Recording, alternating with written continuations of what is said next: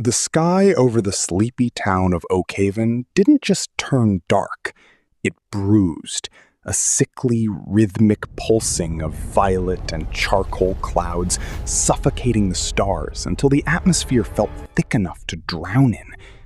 And then, without a thunderclap or even a whisper of wind, the sky cracked. Oh my God, Not look with at the lightning, sky!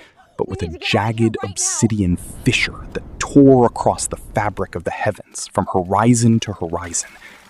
And from that celestial wound, a cold, oily substance began to leak, defying gravity and hanging in the air like frozen tears, as the residents below stood paralyzed in silent terror. While Elias, the local sheriff, felt the vibration first, not in his ears, but deep within his marrow.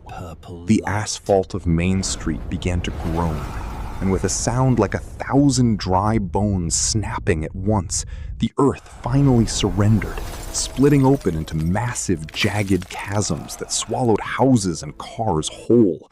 Yet nothing truly fell into the darkness, because something was climbing out.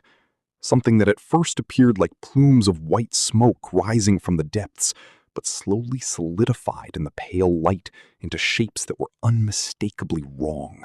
Elongated, translucent entities with limbs that moved like liquid and faces that were nothing more than weeping, bottomless holes. The hollowed, spirits not of this world nor of the one below.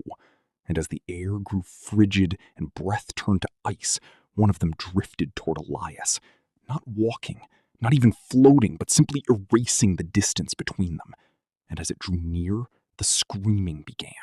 Not only from the people, but from the ground itself, from the trees, and even from the very air, as the creature reached out a flickering, smoky hand and touched a nearby oak tree, reducing the ancient wood to ash in an instant, before a voice echoed through every living mind without making a sound, declaring that the barrier was gone, that the sky had broken, that the earth had breathed, and now they had come to reclaim the light.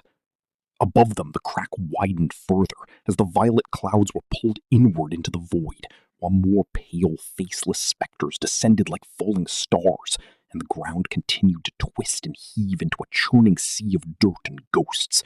And Elias could only watch in frozen terror as the town's cemetery erupted, not with the dead rising, but with something far worse tearing through the very reality of the soil.